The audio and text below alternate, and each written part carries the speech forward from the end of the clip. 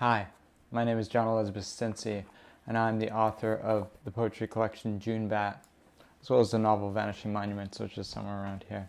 I'm reading for Event today, and I'm going to read my poem, which is included in this issue of Event. I also have a piece of nonfiction in this issue, but this is the first poem from Junebat, and then I'll read another poem from Junebat. So let's find that. This is called Origami. As summer inches onward and my life empties out, I apply for one more job, delete my OkCupid profile, and begin folding butterflies out of colored commie paper.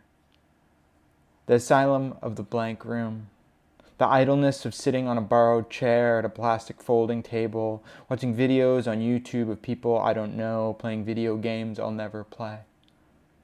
I'm sitting here, headphoned and dead-faced, turning squares into abstract insects and taping them to the walls. The articulating fan shakes her head at me, but she cannot know how hard it is to be alive, sweating and losing every cent you never earned. I learn another style of butterfly to fold, with rounder wings, and watch the walls swarm out in color, while on my computer the avatars of strangers hijack cars in Grand Theft Auto. While the video buffers, I delete Tinder for the third time this month and realize I may be an isolated god. I fold beasts into my unstable image, butterflies, pigeons, bats, and remember the few weeks in high school I spent folding even tinier cranes out of the carefully cut corners of sticky notes and ruled paper. The last crane was so small I had to use tweezers, and once it was finished I held it on the continent of my fingertip before class. I stared at it, breathed, and the crane disappeared. The big lesson I didn't learn that day was breathing is bad for you, and I've paid for that one. I'm not sure I can fold my life any smaller than this. And the next poem I'm going to read is one of the 3 poems that was awarded the Bronwen Wallace Award for Emerging Writers last year in 2019. I suppose I should say that in case that's not clear in the future. This is a revised version of that, so if you read it back then, it is improved. So this is called 13 Ways of Looking at a Junebat, and it's sort of playing off of and riffing off of Wallace Stevens' poem, 13 Ways of Looking at a Blackbird. So I kind of steal some of his language and the structure and some of the ways he, composed that poem and played with it in my own. 1. Know this first. Your mirror does not believe in your wings. The only moving thing it will double is a blinking fist, is a lurching eye latched into a snowy mind, disappointed. 2. A Junebat is simple to drown or misdiagnose. A vampire ever in search of a coffin to rest in. 3. Icicles fill the long window like cocks fill a cell phone screen. Look at them and ask yourself if there's any way you want them in, on, or around you. Try to convince yourself you're no Junebat after all. 4. A man and a woman are one. A man and a woman and a Junebat are one. 5. Upload a photo of the shadow of your Junebat to Instagram and filter it with slumber. Max out structure. Max out warmth. Mute saturation. Tag yourself to the back door of your home and delete every single dating app from your phone. Delete yourself. Delete your phone. 6. The Junebat is moving, so the earth and the body must be still. The Junebat is singing, so the earth and the body must be gone. 7. If you'd like to see me as a Junebat, call me Mr. or Sir, and you will see me, crumpled paper bird, in the flash of the rubble, in my polite tolerance of you. 8. You know your bedroom, know the creak of your office chair and the gravity of it fighting your drooping floor. You know the stove, the carpet, the windows, the dust. You know your eyelids, your hand on a doorknob, and everywhere you can hide. But remember this, the Junebat is involved in what you know.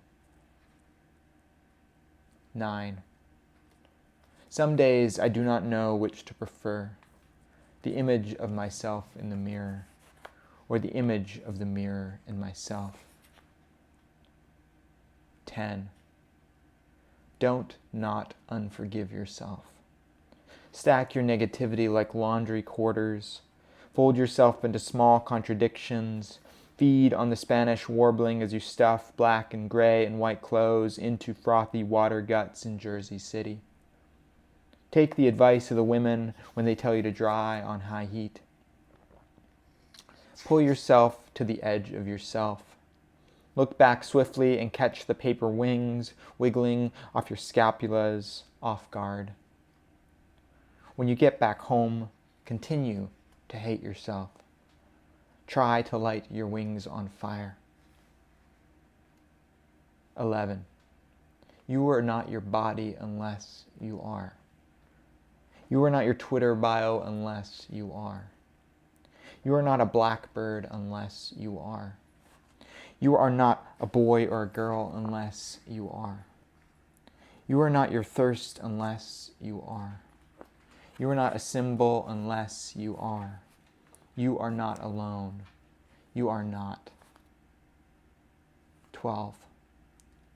The best way to look at a Junebat is to look away, to shut your eyes and let your screaming bounce them back to you.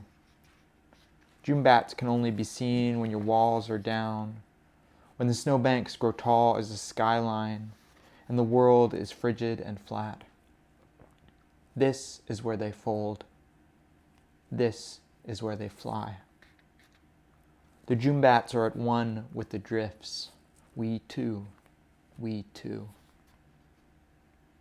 13. It has been evening all afternoon, and yesterday for years. The Junebat has been hanging in the cedar limbs while it flits down the street. The Junebat has always and has never been before. Between notness and ever the Junebat flourishes, an indecipherable clause. And I'll read one more just for hell of it. This is another Weeping Junebat, which is also another one I riff off of Wallace Stevens. I did that a lot in this book. Not a lot, maybe like four or five times. And this is just riffing off of Another Weeping Woman by Wallace Stevens. After you finally come out and tell her the shape you found in your shadow, try and unpack while you shake and sob. Are tears really your poison growing, or are they the antidote to the dark? The first spill once coagulation breaks. She believes you. She knows you now. She doesn't believe the dark blooms invading your life are paper, but she knows that they cut. Maybe the tears come from imagination meeting reality, or reality meeting itself to crack open your brittle, too bitter heart. Or maybe the tears come simply from a fear of dark, carnivorous flowers, or that her believing you makes this all so true, it could never not be. Thank you.